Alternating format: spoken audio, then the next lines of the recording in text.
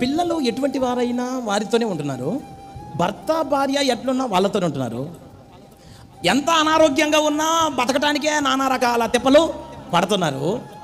ఈ సరైన ఇల్లు లేకపోయినా, సరైన ఆర్థిక పరిస్థితులు లేకపోయినా ఏదో ఒక రకంగా అడ్జస్ట్ అయ్యి జీవిస్తున్నారు. ఉద్యోగం చేసే స్థలంలో, వ్యాపారం చేసే స్థలంలో పరిస్థితులు అనుకూలంగా లేకపోయినా, ఎంతమంది ఎన్ని రకాలుగా మాట్లాడినా నోరు మూసుకొని పోయి ఉద్యోగం చేసే మనస్సు మనందరికి ఉంది. నేను ఒక మాట మిమ్మల్ని అడుగుతాను, ఒక్క చిన్న మాట ఒక దైవజనుడు నీతో మాట్లాడితే, ఏమన్నా ఇన్ని సంవత్సరాల నుంచి మందిరానికి వస్తున్నావు, నువ్వు నీలో భక్తి నాకు కనపడలేదని మిమ్మల్ని ఎవడన్నా అంటే వచ్చేవారం కనపడతారా? మామూలుగా నేను మిమ్మల్ని నిలబెట్టి, సిస్టర్ మీరు ఎంతకాలం చూస్తున్నారు చర్చ్కి అంటే, నేను పాస్టర్ గారు అంటే, మీరేనమ్మా అంటే, నేను 10 years నుంచి వచ్చిన పాస్టర్ గారు. ఓ వండర్ఫుల్ మా 10 years యా పాస్టర్ గారు 10 years నుంచి వచ్చి నువ్వేం తగలబెట్టావమ్మా అంటే, నేనేం లేదు పాస్టర్ గారు, వాక్యాన్ని తగలబెట్టాను పాస్టర్ గారు. నువ్వు చెప్పిన ఒక్క మొక్క నా గుండెలో లేదు పాస్టర్ గారు. దేవుని మాట నాకు లెక్క ఉండదు, నీ మాట లెక్క ఉండదు పాస్టర్ గారు.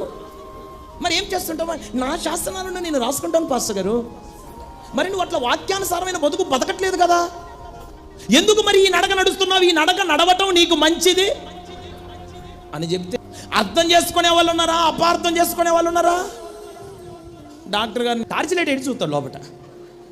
నా నోట్లో నువ్వేమంటారు టార్చిలైట్ ఎట్టి? రే నువ్వు ట్యాబ్లెట్ కావాలంటే, సూది కావాలంటే ఆపరేషన్ చేయ, టార్చిలైట్ ఏందా మనం వేసేది? నీ మీద క్రిమినల్ కేసు పెడతానంటే అక్కడ గుడ్లెల్ల పెట్టమంటే గుడ్లెల్ల పెడతావు, ఊపిరి పీలవమంటే పీలుతావు, వదలమంటే వదులుతావు, అటు తిరగమంటే అటు తిరుగుతావు. ఏడ అడు కూర్చున్న మనిషిని ఇటు తిరగమంటే నేనా, నన్నేనా, నిన్నే? ఏ సోనియా గాంధీ చెల్లివా? నేను మీతో చెప్పే మాట, మీరు దేవుని వాక్యానికి, దేవుని సన్నిధికి సమీపంగా బ్రతికే వ్యక్తులైతే, మీరు సిలువకు శత్రువులుగా గాక సిలువను ప్రేమించిన వ్యక్తులుగా మీరందరూ మార్చబడతారు.